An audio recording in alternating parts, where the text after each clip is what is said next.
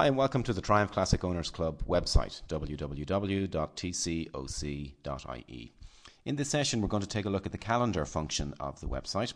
The calendar function is a restricted area of the website available to signed in members only, and every event that is posted in the calendar, each member will receive a notification of the event and they'll have the opportunity to RSVP. So if you come in and take a look at an event, you'll be able to see who is tentatively scheduled to attend the event. So quite a useful feature. Let's take a look at the calendar.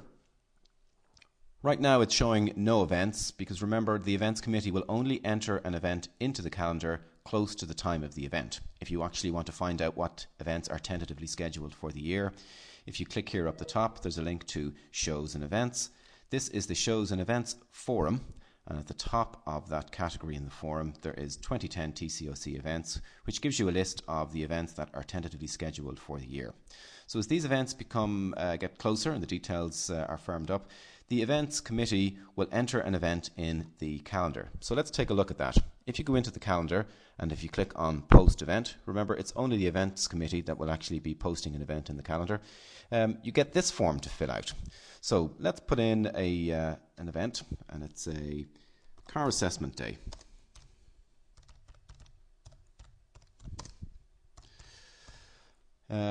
When does this event take place? Well, if you click on start time, you can put in the start date and the start time, and you can also put in the end date and time.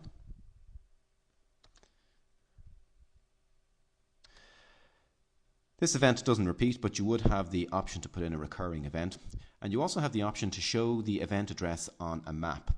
I would suggest that this function is not enabled for the moment. You can then enter in some details of the event, so you can be quite descriptive. You've got plenty of space here, but for the purposes of this tutorial, we just put in have your car checked by an expert. But you can put in all the details of the event and also then the event address. So it's in Stephen's house in Wicklow. But remember, the event is a restricted area, so not everybody gains access to it.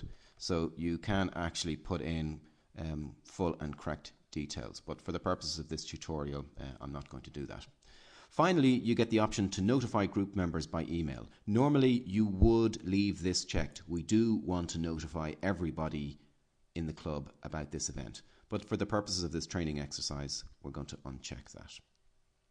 So once you've put in the details, you can click the submit button and the event gets entered into the calendar. You can see there it is now. And every member will get notified that this event has been put into the calendar. If you take a look over here on the right hand side, you'll see that associated with this event is your RSVP. So when you get notified of the event, there's a link in an email. When you click on that link, you'll actually end up on this page, and you can come and you can select whether or not you're going to be attending, whether you may be attending or whether you're not attending. And what happens then is, if you just look down a little bit further, you have an attendees area.